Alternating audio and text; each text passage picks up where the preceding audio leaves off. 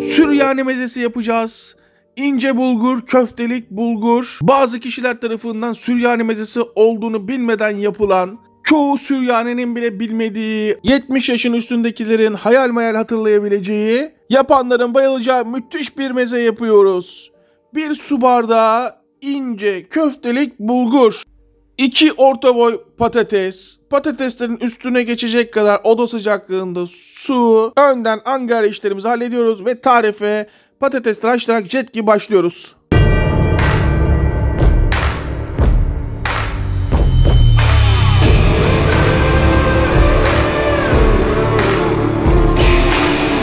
Çelik tencere, 1 yemek kaşığı domates salçası. Bu arada saat gece 3. Yarım yemek kaşığı biber salçası, ister acı ister tatlı size kalmış. Saat gece 3. Bir vampirin tarif defterinden biliyorum. Bu tarif Süryani bir vampir. 5 yemek kaşığı çiçek yağı. İsteyen çiçek yağı da kullanabilir. İsteyen zeytinyağı da kullanabilir. Ama benim gibi ikisini birden kullanırsanız çok lezzetli olur. 2-3 yemek kaşığı da zeytinyağı. Dış harcının çok daha lezzetli olması için kuru nane. 2 çay kaşığı kuru nane. Yağ ısındığı anda hemen salçayı öldürüyorum. Daha doğrusu kavuruyorum. Şöyle 1-2 dakika kavurduktan sonra bir bardak kullanalım. Kafalarda soru işareti kalmasın. Sıcak su. Şimdi kademeli kullanacağız. Bütün suyu hemen kullanmayın. Şöyle bardağın 4'te 1'i, 5'te 1'i kadar sıcak su ekliyorum ve tekrardan salçayı açıyorum. Mikrofonun pili bittiği için ara ara videonun üstüne konuşuyorum, tarifin üstüne. Belki izleyenler, dinleyenler, anlayanlar vardır. 1 su bardağı ince bulguru hemen yağın içine katıyorum ve kavurmaya başlıyorum. 2 dakika, 3 dakika kavurduktan sonra hemen tuzunu ilave ediyorum. 1, 2, herkes tuzu kendi damak tadına göre ayarlasın. Ben 3 çay kaşığı kullanıyorum. Ve geri kalan sıcak suyu yavaş yavaş kademeli bir şekilde döküyorum. Bulgurun cinsine, miktarına göre su ne kadar kullanacağınız değişebilir. Tarifi ilk defa yapanlar eli alışana kadar yarım sıcak su bardağını geçmesin. Isıyı kısıyorum. En düşükte 5 dakika kendi kendine pişmesine izin veriyorum. 5 dakika sonra tamamen ısıyı kapatıyorum. Burası önemli. Tavanın altını, ısısını tamamen kapatıyorum. Şöyle bir bakalım yapışma var mı? Yapışma yok. Çok doğru pişirdiğimizi görüyoruz. Ve hemen burada tahin. İsteyen tahin katabilir, isteyen katmayabilir. Ama orijinalinde tahin katılıyor. 2 yemek kaşığı tahin. Tahini tamamen bulgura yediriyoruz. Dış harca tamamen tahini yediriyoruz. Ve patatesleri kontrol edelim. Hemen bir test. Çatal tamamen giriyor. Demek ki patatesler istediğimiz kıvama gelmiş. Patatesleri soyduktan sonra biraz tuz. Patatesi eziyoruz. Patatesi tamamen eziyoruz. Fakat kesinlikle ama kesinlikle makine kullanmayın. Çatalla ezin. Bulguru hemen içine ve kaşık yardımıyla şöyle bir karıştıralım. Karıştırdıktan sonra soğuması için bekletiyorum. Şöyle bir kontrol ediyoruz. Soğuduğuna emin olduktan sonra ben yarım saattir bekliyorum. Tuz atmıştık. O yüzden dikkatli. Herkes tuzdan kendi sorumlu, karışmam. Şöyle 1 çay kaşığı daha tuz atıyorum. Lezzetlenmesi için 1, 2, 3 çay kaşığı şeker. Pul biber 2 çay kaşığı pul biber. 2 çay kaşığı kimyon. Ve 1 çay kaşığı kırmızı toz biber. 2 yemek kaşığı un. 2 çay kaşığı karabiber. 1 yumurta. Şöyle ilk başta kaşık yardımıyla karıştıralım. 1 su bardağı soğuk suyu hazırda bulunduruyorum. Soğuk olması önemli. Ayrıyeten kata kıvamını bulacağız. Ve artık şu mübarek elleri göreyim.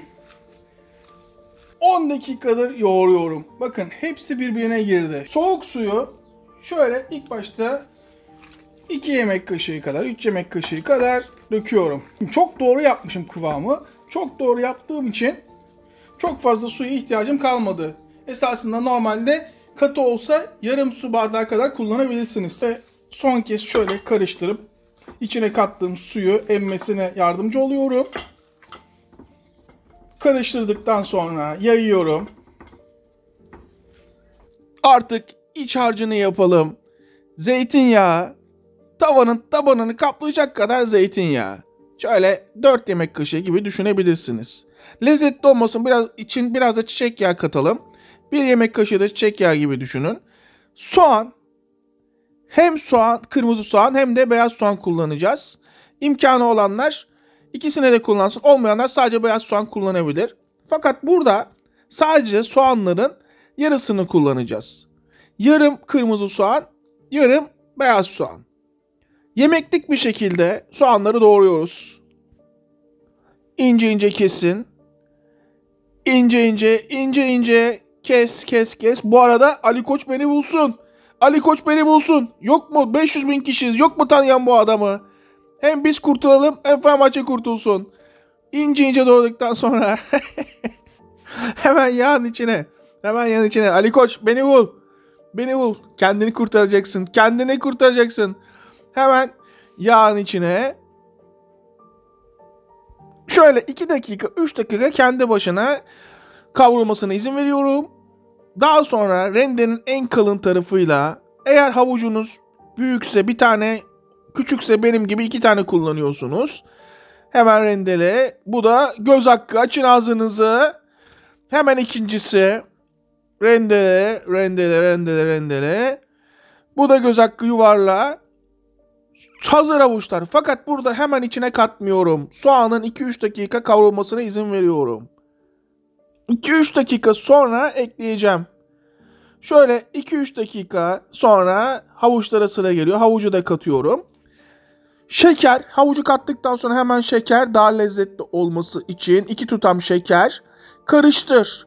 Soğanla havucu beraber sotelemeye başla.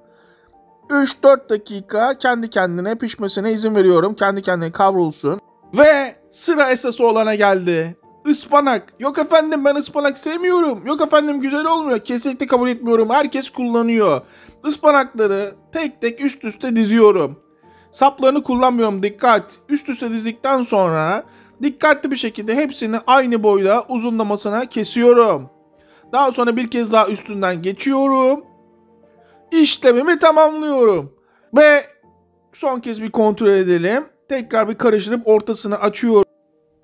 Ortasını açtıktan sonra, burası çok önemli, ısıyı en yükseğe getiriyorum. Çünkü ıspanakların su bırakmasını istemiyorum kavururken. Ve ıspanakların yarısını ilave ediyorum. Su bırakmaması için ve kavurmaya başlıyorum. Ispanaklar küçülünce tekrar ortasını açıyorum ve geri kalan ıspanakları tavanın içine katıyorum. Kademe kademe yapıyorum. Böylece kesinlikle ıspanaklar su bırakmıyor. Kavruluyor ve lezzetleniyor. Yeniden kavurmaya devam ediyorum. İyice kavrulduğuna inandıktan sonra artık tavaya yayıyorum ve ısısını kısıyorum ve baharatları eklemeye başlıyorum. Tuz, karabiber, kimyon, pul biber ve baharatları tamamen karıştırıp iyice lezzetlendiriyorum. Burası çok önemli. Artık ısıyı kapatıyorum. Isıyı kapattıktan sonra isterseniz tereyağı ekleyebilirsiniz. Ya da isterseniz benim gibi zeytinyağı ekleyebilirsiniz. Ben zeytinyağı ekliyorum. Çok ağır olmasını istemiyorum tayinde olduğu için. 2 yemek kaşığı gibi zeytinyağı düşünebilirsiniz. Tahin 1 yemek kaşığı, hatta 1,5 yemek kaşığı, hatta 2 yemek kaşığına kadar ekleyebilirsiniz. Ben 1,5 yemek kaşığı tahin ekliyorum. Tahini ekledikten sonra artık karıştırmaya devam ediyorum. Hiçbir tahin parçası kalmamalı. Tamamen özdeşmeli. Bu arada önemli nokta, ocağın altı kapalı, dikkat edin. İyice karıştırdıktan sonra soğuması için köşeye alıyorum. Bir tane şöyle göstermek istiyorum. Bakın hiç pişirmeden şöyle servis yapabilirsiniz. İlk başta bu pişirmeden gösteriyorum. İsteyen pişirebilir. Şöyle elinizle açarsınız. Tercih sizin. Hemen içine bir kaşık şöyle ekleyebilirsiniz. Daha sonra kapatın. Kapat. Yuvarlaya yuvarlaya kapanır o. İlk başta eliniz alışana kadar sıkıntı yaşayabilirsiniz ama daha sonra rahat edersiniz. Şu şekli verebilirsiniz. Şöyle 2 tane sarımsak. Süslemesini yapıyoruz lezzetlendirmek için. İsteyen kullanır, isteyen kullanmaz.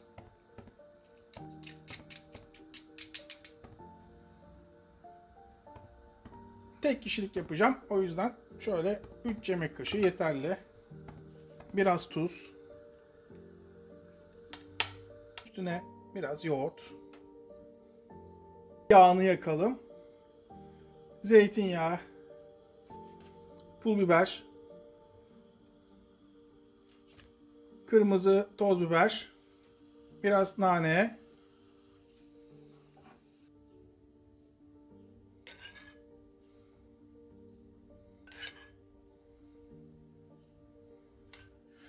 İsterseniz hiç pişirmeden bu şekilde servis yapabilirsiniz. Nasıl gözüküyor? Bana sorarsanız muhteşem gözüküyor. Artık hangisini beğenirseniz. Bir de pişirerek yapalım.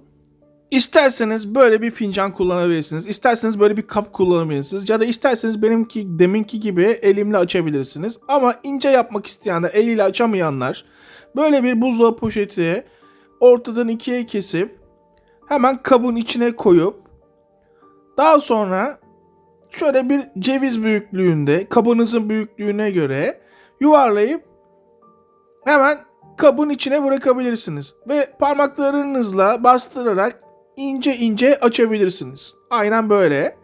Çok fazla malzeme koyarsanız taşar, az koyarsanız lezzetsiz olur. Bir yemek kaşığı gibi düşünebilirsiniz iç malzemesini. Ve yavaş yavaş üst tarafını kapatabilirsiniz. Buzdolabı poşetinden biraz yardım alalım. Ve kapattıktan sonra, düzleştirdikten sonra hemen kalıptan çıkartıp isterseniz böyle kullanabilirsiniz ya da isterseniz elinizle benim yaptığım gibi şekil verebilirsiniz. Biraz daha oval olması daha iyi bana sorarsanız. 3 tane yeterli. Benim için 3 tane yeterli. Nasıl gözüküyor? Şu an bile ısıra ısıra yiyebilirsiniz. Ama pişirmek isteyenler ister haşlayabilirsiniz, isterseniz kızartabilirsiniz. Ben haşlayarak yapacağım. Derin bir kaba ihtiyacım var. Bir limon. Limonun yarısını kullanacağım. Limonun yarısının suyu benim için yeterli olacak. Tamamen sıkın ve sıktıktan sonra kabuğunu da içine atın. Dikkatli bir şekilde hemen içine. Ve bu da hemen içine. Ta ki suyun üstüne çıkana kadar pişecek. Suyun üstüne çıktığı anda hemen suyunu süzüp yoğurdun üstüne alıyorum. Yaktığımız sosu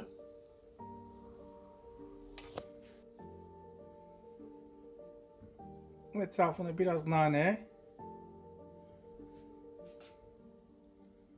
Şunu beğenmeyecek adam tanımıyorum. Nasıl gözüküyor? Bana sorarsanız tablo gibi. Michelangelo, Da Vinci, Picasso, ayağa kalkın. Ustanız geldi. Şöyle beraber keselim.